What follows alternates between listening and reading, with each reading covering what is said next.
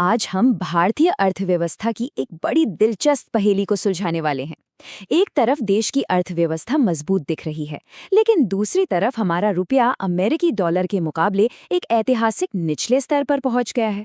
तो सवाल ये है कि ऐसा हो क्यों रहा है। चलिए इस पूरी कहानी को परत दर परत समझते हैं। तो देखिए, बात है दिसंबर 2025 की शुरुआत की। भारतीय रुपए ने अमेरिकी डॉलर के मुकाबले 90.4 का आंकड़ा छू लिया। ये रुपए के लिए अब तक का सबसे निचला स्तर था। अब ये सिर्फ एक नंबर नहीं है, बल्कि ये हमारी अर्थव्यवस्था के लिए एक बहुत ही अहम मोड़ है। और यहीं पर मामला थोड़ा पेचीदा हो जाता है ना? एक तरफ हम सुन रहे हैं कि भारत की जीडीपी ग्रोथ अच्छी चल रही है, महंगाई भी काबू में है, तो फिर हमारी करेंसी कमजोर क्यों हो रही है? इसी विरोधाभास को समझने के लिए हमें थोड़ा और गहराई में उतरना होगा। तो चलिए सबसे पहले ये समझते हैं कि हम इस मोड़ तक पहुंचे कैसे। क्या ये गिरावट अचानक हुई या फिर ये एक लंबे समय से चल रहे ट्रेंड का ही नतीजा है? देखिए, ये समझना जरूरी है कि ये गिरावट कोई रातों रात नहीं हुई है। अगर हम पिछले कुछ सालों को देखें तो रुपया धीरे धीरे 70 के लेवल से 80 के रेंज में आया और अब 90 के पार चला गया है। हाँ, ये जरूर है कि हाल के समय में ये गिरावट काफी तेज हुई है।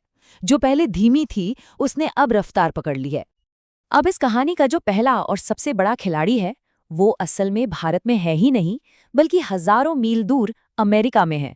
इसे ही कहते हैं ग्लोबल डॉलर स्क्वीज। इससे ऐसे समझिए, जब भी दुनिया भर में थोड़ी भी उथल पुथल होती है या अनिश्चितता बढ़ती है, तो निवेशक एक सुरक्षित ठिकाना ढूंढते हैं, और वो सुरक्षित ठिकाना है अमेरिकी डॉलर। ऊपर से अमेरिका में ब्याज दरें भी ज्यादा हैं, तो निवेशक अपना पैसा वहां लगाना पसंद करते हैं। इसका सीधा नतीजा, डॉलर मजबूत होता है और भारत जैसी उभरती हुई अर्थव्यवस्थाओं की करेंसी पर दबाव बढ़ता है। लेकिन देखिए, पूरी कहानी सिर्फ डॉलर की मजबूती की नहीं है। भारत के अंदर भी कुछ ऐसे फैक्टर्स हैं जिन्होंने रुपए की इस गिरावट को और हवा दी है। आइए अब उन पर एक नजर डालते हैं। तो सबसे पहले बात करते हैं एफपीआईज की। ये कौन है? सीधी भाषा में कहें तो ये वो विदेशी निवेशक हैं जो हमारे शेयर बाजार और बॉन्ड मार्केट में पैसा लगाते हैं, और इनका रोल बहुत बहुत ही अहम होता है। तो ये एफपीआईज रुपए को कैसे कमजोर करते हैं, समझिए। जब इन निवेशकों को लगता है कि उन्हें अपना पैसा भारतीय बाजार से निकालना है, तो वे अपने शेयर्स और बॉन्ड्स बेचते हैं। उन्हें जो रुपया मिलता है उसे वे वापस डॉलर में बदलते हैं, ताकि पैसा अपने देश ले जा सके। अब सोचिए, जब बहुत सारे निवेशक एक साथ ऐसा करते हैं, तो बाजार में अचानक से डॉलर की डिमांड बढ़ जाती है और रुपए की वैल्यू गिर जाती है। दूसरा बड़ा कारण है हमारा व्यापार घाटा, और इसमें सबसे बड़ा हाथ है कच्चे तेल का। भारत अपनी जरूरत का ज्यादातर तेल बाहर से मंगाता है और इसका बिल चुकाना पड़ता है डॉलर्स में। तो जाहिर है, जब रुपया कमजोर होता है तो हमें उतने ही तेल के लिए ज्यादा रुपये देने पड़ते हैं। इससे डॉलर की मांग और भी बढ़ जाती है। और इस पूरी सिचुएशन में हमारे सेंट्रल बैंक यानी रिजर्व बैंक ऑफ इंडिया का क्या कहना है? उनका स्टैंड एकदम क्लियर है। आरबीआई ने साफ कर दिया है कि वो रुपये के किसी खास लेवल जैसे 85 या 90 को बचाने के लिए जोर जबरदस्ती नहीं करेगा। हाँ, अगर बाजार में बहुत ज्यादा अफरा तफरी मचती है तो वो उसे शांत करने के लिए जरूर दखल देगा। इस संकेत ने बाजार को बता दिया कि आरबीआई रुपये को गिरने से रोकने के लिए बहुत आक्रामक कदम नहीं उठाएगा। ठीक है, तो ये तो हो गई बड़ी बड़ी बातें, एफपीआईज, डॉलर, आरबीआई। लेकिन सवाल ये है कि एक स्क्रीन पर दिखने वाले इस नंबर का आम जिंदगी पर क्या असर पड़ता है। चलिए देखते हैं।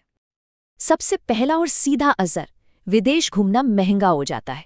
चाहे वो फ्लाइट की टिकट हो या होटल का बिल, हर चीज के लिए अब पहले से ज्यादा रुपए खर्च करने पड़ते हैं। और सोचिए उन परिवारों के बारे में जिनके बच्चे बाहर पढ़ रहे हैं। डॉलर में दी जाने वाली उनकी ट्यूशन फीस रुपए में अचानक से काफी बढ़ जाती है। यही नहीं, जो सामान हम बाहर से मंगाते हैं, जैसे कि इलेक्ट्रॉनिक्स, मोबाइल फ़ोन या फिर कुछ ज़रूरी दवाइयाँ, वो सब भी महंगी हो जाती हैं, क्योंकि इन सब का पेमेंट भी तो डॉलर में ही होता है। तो अब सबसे बड़ा सवाल, आगे क्या? यहाँ से रुपए की चाल कैसी रहेगी? कुछ ज़रूरी संकेत हैं जिन पर हमें और आपको नज़र रखनी होगी। ये वो 5 बड़े इंडिकेटर्स हैं जिन पर एक्सपर्ट्स और सरकार सबकी नजरें टिकी हुई हैं। एफपीआईज पैसा वापस ला रहे हैं या निकाल रहे हैं? कच्चे तेल की कीमतें कहाँ जा रही हैं? अमेरिका का सेंट्रल बैंक क्या करने वाला है? और सबसे ज़रूरी, हमारा आरबीआई क्या कदम उठा रहा है? ये सब मिलकर ही रुपये की अगली दिशा तय करेंगे। असल में आरबीआई एक बहुत ही मुश्किल सिचुएशन में है। ये एक तरह से दो-धारी तलवार पर चलने जैसा है। एक तरफ उन्हें देश की आर्थिक ग्रोथ को सपोर्ट करना है और दूसरी तरफ रुपये को भी संभालना है। हाल ही में जो ब्याज दरों में कटौती की गई वो इसी बात का सबूत है कि फिलहाल ग्रोथ को थोड़ी ज्यादा प्राथमिकता दी जा रही है। तो आखिर में हम उसी सवाल पर वापस आ जाते हैं जहां से हमने शुरू किया था। भारत की मुद्रा के लिए सही संतुलन क्या है? एक तेज रफ्तार से बढ़ती अर्थव्यवस्था या फिर एक मजबूत और स्थिर रुपया? ये वो बड़ा सवाल है जिसका जवाब ही देश की आने वाली आर्थिक दिशा तय करेगा।